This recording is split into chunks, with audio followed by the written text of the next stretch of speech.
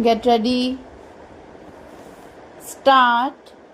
We have seen out of our experience what actually has been the role of the judiciary in our country.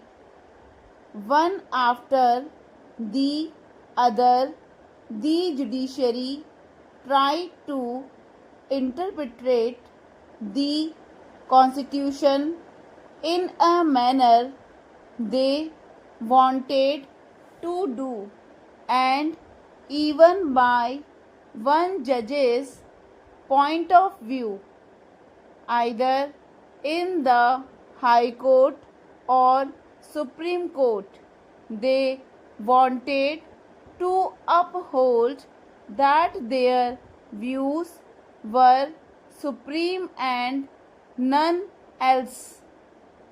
Though we are in this democratic process and we believe in democracy and adult franchise, yet this view of the representatives of the people in this house and in the other house are not supreme, only the judges' views are supreme. This is nothing but a new nepotism on the part of the judiciary, who deliver judgments as if they are the only kings and rulers in this country and nobody else, completely ignoring the will and consent of the people who send their representatives to this house to look after their welfare and well-being. Therefore, the question of erosion of the judiciary does not hold any ground. I have gone through one of the articles published in the Indian Express some time before about fundamental duties, particularly they mention, and I say that the challenges follow the noble ideals that inspired our national struggle for freedom.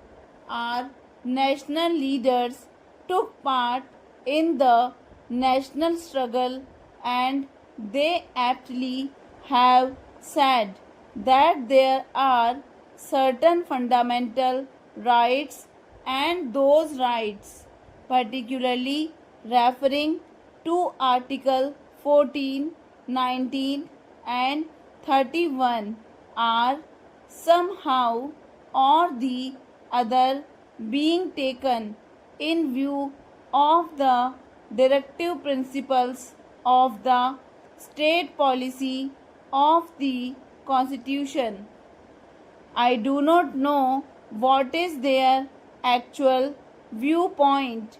If their viewpoint is to stick to the law, that is, the fundamental rights are fundamental rights, then those fundamental rights are for whom? Those fundamental rights are for the so-called higher strata of the society, for the so-called haves and not for haves-nots. What is their grievance? The poorer sections of the society, the vast multitudes of the country, do not consider that fundamental rights are embedded in the Constitution. They consider what their fundamental needs are. Their fundamental needs is that their hunger should be removed and their economic conditions redressed.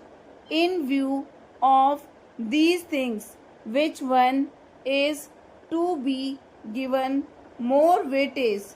The poor sections who are demanding better transport